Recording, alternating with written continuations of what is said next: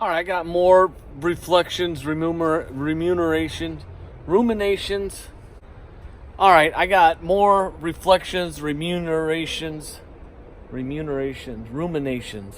Okay, I got more ruminations and reflections and thoughts about the mistakes and pitfalls I made on this vacation. I think the number one thing for me personally where I'm at is I need to stop talking to guys. You know, guys were a major setback. Everybody seemed to be in it for something.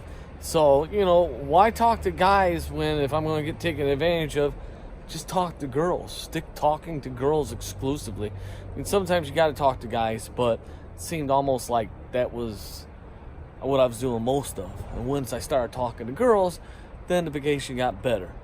All right, another reflection or thought back is 6-hour flight. It was tore me up on the jet lag. So, you know, if I'm going to travel somewhere 6 hours out of the time zone, I need at least 2 weeks to make it worthwhile in my acclimation. Damn, it was kind of cold out there. All right, so here's the websites I used most. I use these most of the time here. Google Maps, what a powerhouse. Awesome. And you can download the maps for offline access. You know, if you get somewhere and you ain't got a Wi-Fi signal yet or even cellular signal yet, but it's so great. Couchsurfing I used exclusively for the hangouts to see if there's somebody to pal around with. Not too successful with it yet, but, you know, I'm still holding out for it. I think it's getting better. Google Translate, another awesome product by Google. You could just tap into conversation mode, and you and some stranger that don't even know each other's language can just fluently go back and forth once you get comfortable with using it. I had a couple dates using Google Translate exclusively. It was so cool. Instagram, I personally love Instagram, even though WhatsApp is more popular. TripAdvisor is great to get kind of a handle on what's what, good tourist attraction, you know, the highlights to visit, but it seems like it's getting usurped a little bit by Google Maps because Google has a lot of rating services in it, you know. And then hostel.com also helps you find the lodging in city centers. Kayak, obviously, for plane fare. And Maps.me, didn't use it much, but I hear a lot about it.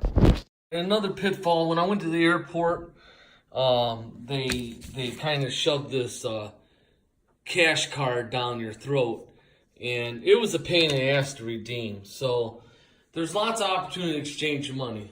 So moving forward, cash is absolute king. So as much as practical as possible, take cash, take hundreds, take 20s. And once you get into the city center, there's exchange places all over to do anything you want. Another thing I found out worked really good for me was I got this Fidelity card. You call them up, you let them know you're going to a certain country, and all the fees are free with it. After that, they refund all the fees. So that's the real good thing about this cash management account and Fidelity. You know, any other time you use any other credit card, there's like a foreign transaction fee, and it's just brutal. If I were to do it again, I would just take 1 pair of socks, 3 pair of underwear, you know, my Alibaba pants, bell bottoms, shorts, and, you know, maybe 2 wool shirts moving forward.